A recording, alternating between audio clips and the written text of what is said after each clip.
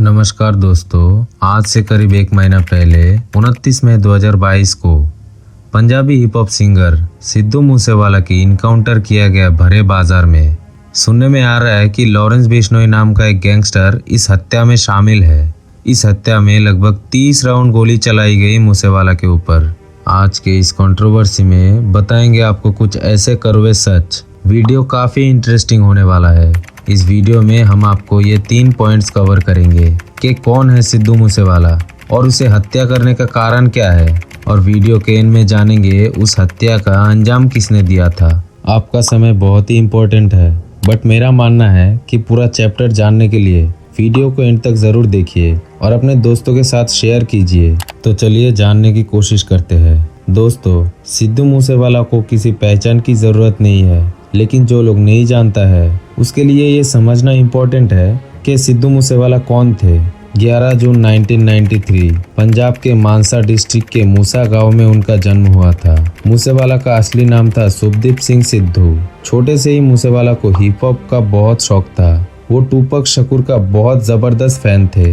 2016 में मूसेवाला ने लुधियाना के गुरु नानक इंजीनियरिंग कॉलेज से इलेक्ट्रिक इंजीनियरिंग पूरी की। इसके चलते हरविंदर बिट्टू से म्यूजिक भी उन्होंने सीखा। अपने ग्रेजुएशन कंप्लीट करने के बाद वो चले गए कनाडा के ब्रैम्पटन में। वहाँ उन्होंने अपने पहला गाना रिलीज किया था जी वैगन 2018 से। ऐसे ही बहुत सारे एक के बाद एक हिट गाने रिलीज करने से मूसेवाला रातों रात स्टार बन चुके थे। उन्हें कई सारे अवार्ड्स भी मिले थे। इसके अलावा वो पंजाब के जाने माने कांग्रेस लीडर भी थे। उसके खिलाफ कई सारे एलिगेशन लगी थी, जैसे कि मई 2020 में मूसेवाला के 2 वीडियो सोशल मीडिया पे वायरल हुए थे। एक में वो कुछ पुलिस वालों से AK-47 चलाना सीख रहे थे और दूसरे में वो अपने प्राइवेट पिस्तौल से शूटिंग प्रैक्टिस कर रहे थे। खैर, मूसेवाला के ऊपर लगी ये सब एलिगेशन जो भी हो, उनके मौत के बाद अभी तक की इन्वेस्टिगेशन में ये बात साफ हो चुकी है कि ये सब कारण नहीं है जिसके वजह से उसके ऊपर गोली चलाई गई हो। पंजाब पुलिस के इन्वेस्टिगेशन के मुताबिक मूसेवाला पर गोली चलाने का सिर्फ और सिर्फ एक ही मकसद था, वो है रिवेंज, बदला। इसके पीछे भी 2 वजह है। लॉरेंस बिश्नोई का पहला वजह थी अगस्त 2021 में विकी मुंडुखेरा नामक एक यूथ अकाली लीडर की हत्या हो जाती है मोहाली के सेक्टर 71 में।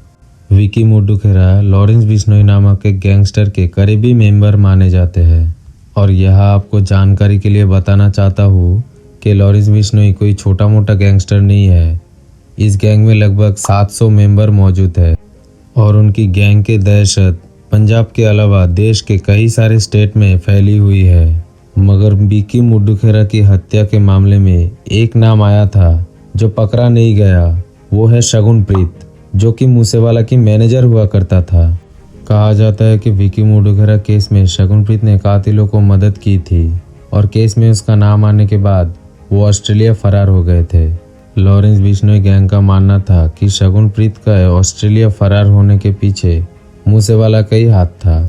लॉरेंस बिश्नोई की दूसरी वजह बिश्नोई गैंग का राइवलरी बम्बिया गैंग से थी और मूसेवाला बम्बिया की करीबी माना जाता था। इनफैक्ट उसका एक गाना भी है बम्बिया बोले, जिसमें वो इस गैंग के लीडर देवेंद्र बम्बिया की तारीफ भी करता है। अब आपके मन में बहुत सारे ऐसे सवाल उठ रहे होंगे, लेकिन एक मेन सवाल जो आप अभी सोच रहे होंगे, अगर किसी गाने में किसी की तारीफ कर दी या किसी को ऑस्ट्रेलिया भागने में किसी की मदद कर दी, क्या ऐसे ब्रूटल शूटडाउन का ये कोई वजह होती है? यही तो सोचना और समझना मुश्किल है कि एक गैंगस्टर कैसे सोचता है। हमारे जैसे नॉर्मल आदमी की तरह नहीं सोचता है। चलो मान लेते हैं कि लॉरेंस बिश्नोई ने मर्डर की है, पर एक बात तो मानना पड़ेगा, लॉरेंस बिश्नोई खुद 2021 से तिहाड़ जेल में बंद है। पर आपके मन में ये सवाल जरूर आ रहा होगा कि वो खुद अगर जेल में है तो इस कांड का अंजाम कैसे दिया। मूसेवाला के हत्या के बाद Canada based gangster Satinder Singh उर्फ गोल्डी ब्रार ने सोशल मीडिया में पोस्ट करके इस हत्या की जिम्मेदारी ली है। इस पोस्ट में उन्होंने स्पष्ट कहा है कि गैंग के पंजाब मॉड्यूल ने इस हत्या का अंजाम दिया। आपके जानकारी के लिए ये भी बता देता हूँ कि गोल्डी ब्रार लॉरेंस बिश्नोई गैंग का खास आदमी माना जाता है। 1 जून को पुलिस ने इस मामले से 5 सस्पेक्ट को देहरादून से उठाया बाद में इनमें से एक सस्पेक्ट को पर्सन ऑफ इम्पोर्टेंट क्लासिफाई किया। इस आदमी का नाम है मनप्रीत सिंह। मनप्रीत पे आरोप ये है कि उन्होंने हत्यारों को टोयोटा कोरोला सप्लाई की थी, जो कि इस हत्याकांड में इस्तेमाल की गई है। हत्या के बाद मिले सीसीटीवी फुटेज के जांच में एक आदमी दिखा जिसने मूसेवाला के घर से निकलते समय उसके साथ सेल्फी ली थी।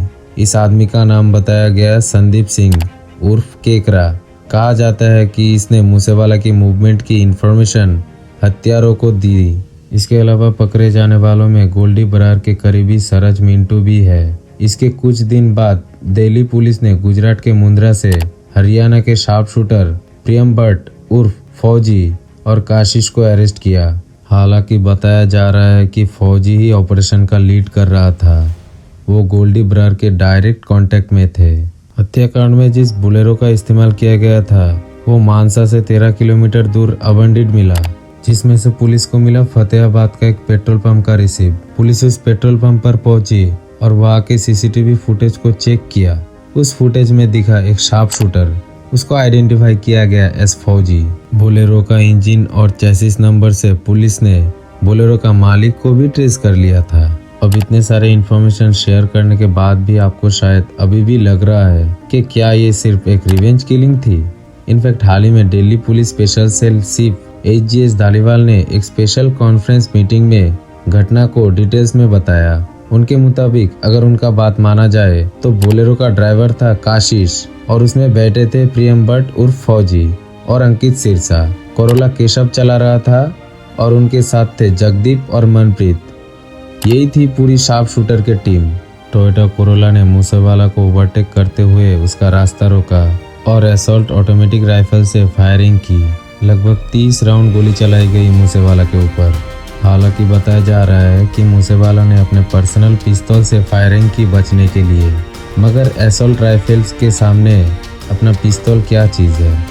दरअसल ये हुआ था कि 28 मई को चीफ मिनिस्टर ने आदेश दिया कि 424 वीआईपी के सिक्योरिटी हटा दी जाए विदाउट एनी एक्सप्लेनेशन, और ठीक इसके एक दिन बाद ये हत्याकांड हो जाती है। हालांकि ये बात बाद में छिपाने के लिए ये बताई गई कि मूसेवाला की सिक्योरिटी हटाई नहीं गई बल्कि घटाई गई थी।